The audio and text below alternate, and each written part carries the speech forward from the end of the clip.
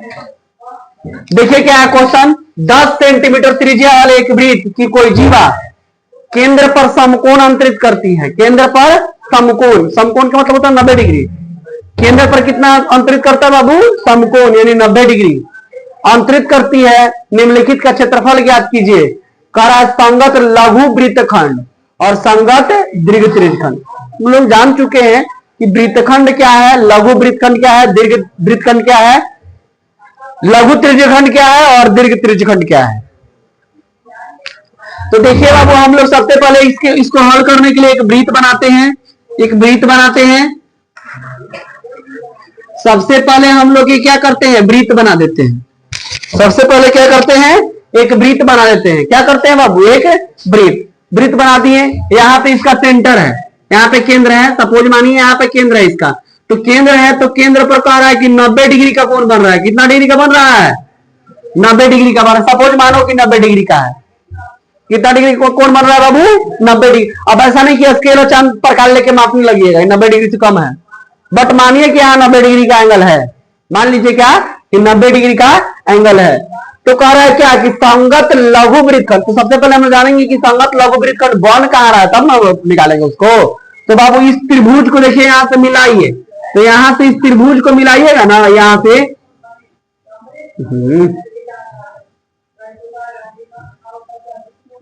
इस त्रिभुज को मिलाइएगा तो ये जो कलर किया हुआ भाग है ना, ये जो कलर किया हुआ भाग है, इसी को क्या बोलेंगे? लघु वृत्तखंड। क्या बोलेंगे इसको?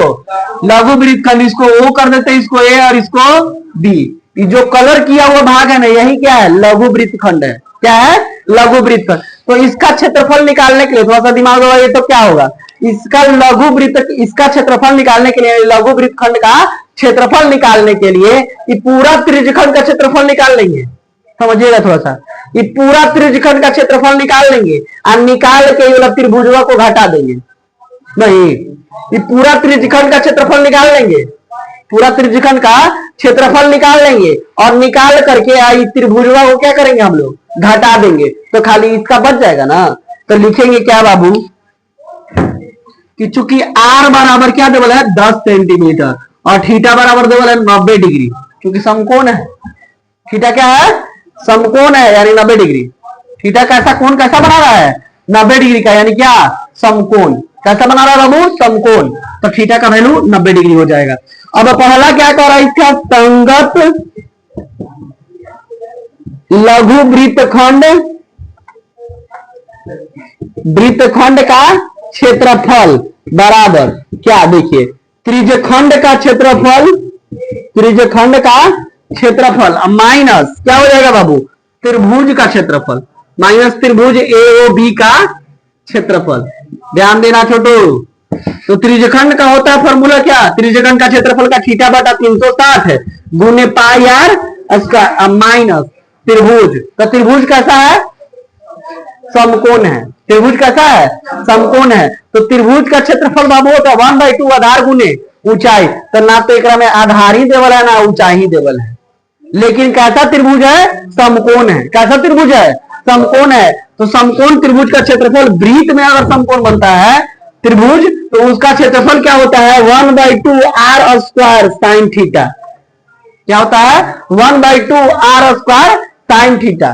तो थीटा का वैल्यू कितना है? 90 डाटा में 360 गुने पाई का वैल्यू रखने के लिए कह रहा 3.14। ध्यान रखिएगा, पाई का वैल्यू कह रहा 3.14 और गुने आर स्क्वायर। आर कितना है? 10 गुने 10 माइनस 1/2 10 गुने 10 और गुने साइन 90 डिग्री, क्योंकि थीटा का वैल्यू 90 है।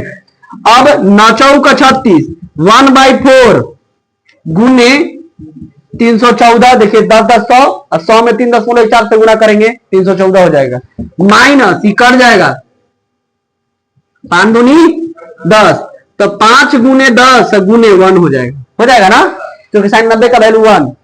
अब कटाइए इसको, कट जाएगा कितना बार में?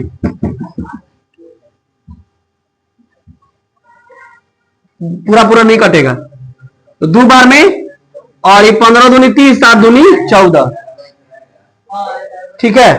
अब देखिए क्या है बाबू, 157 बटा में 2 माइनस 10 × 5 50 157/2 माइनस 10 बचे 50। तो बोलिए क्या होगा, 157 माइनस 100 और बटा में 2, ठीक है, बटा में 2। तो बोलिए क्या हो जाएगा बाबू, 57/2 यानी 28 दूनी 6, 28.5 सेंटीमीटर स्क्वायर आंसर हो जाएगा। अच्छा, अब दूसरा क्या कह रहा है छोटू, ध्यान दो। दूसरा कह रहा है संगत दीर्घ त्रिज्यखंड का क्षेत्रफल। ध्यान दीजिए, संगत दीर्घ त्रिज्यखंड का क्षेत्रफल, दीर्घ त्रिज्यखंड का क्षेत्रफल। ध्यान देना बाबू, तो इसमें संगत दीर्घ त्रिज्यखंड कौन है, संगत दीर्घ त्रिज्यखंड कौन है। देखिए इसको थोड़ी देर के लिए हम मिटाते हैं। अब देखिए इधर जो बाहर का भाग बच गया ना, टोटल जो भाग बच गया बाहर का, क्या है, संगत दीर्घ त्रिज्यखंड है। क्या है, संगत दीर्घ त्रिज्यखंड। तो इस वाला भाग का क्षेत्रफल निकालने के लिए, बाहर वाले भाग का क्षेत्रफल निकालने के लिए हम लोग क्या करेंगे, बाहर वाले भाग का क्षेत्रफल निकालने के लिए हम लोग क्या करेंगे, टोटल वृत्त में से त्रिज्यखंड का क्षेत्रफल को हटा देंगे। पूरा वृत्त के क्षेत्रफल में से ये वाला जो त्रिज्यखंड है इसको निकाल देंगे, तो खाली जो कलर की है वही ना बच जाएगा। तो क्या लिखेंगे बाबू, वृत्त का क्षेत्रफल माइनस त्रिज्यखंड का क्षेत्रफल, त्रिज्यखंड का क्षेत्रफल। अब देखिए वृत्त का क्षेत्रफल क्या है, वृत्त का क्षेत्रफल होता है फॉर्मूला पाई आर स्क्वायर। क्या होता है, पाई आर स्क्वायर माइनस त्रिज्यखंड का थीटा बटा 360 है और गुने पाई आर स्क्वायर। तो देखिए बाबू ध्यान दीजिए, समझिएगा थोड़ा सा। देखिए पाई का वैल्यू 3.14, आर का वैल्यू 10/10 माइनस 90, त्रिज्यखंड के लिए थीटा 90 डिग्री है, बटा में 360 गुने पाई का वैल्यू 3.14 और गुने क्या हो जाएगा बाबू, 10 गुने 10। तो बोलिए 3.14 इंप्लाइज नहीं बराबर दीजिए, 3.14 गुने 100 माइनस 9 चौको 36, 1/4 गुने 3.14 गुने 100, 314 माइनस 1/4 गुने 314। इसको सॉल्यूशन करके जो आएगा वो सेंटीमीटर स्क्वायर आपका आंसर होगा। 314 माइनस 1/4 गुने 314।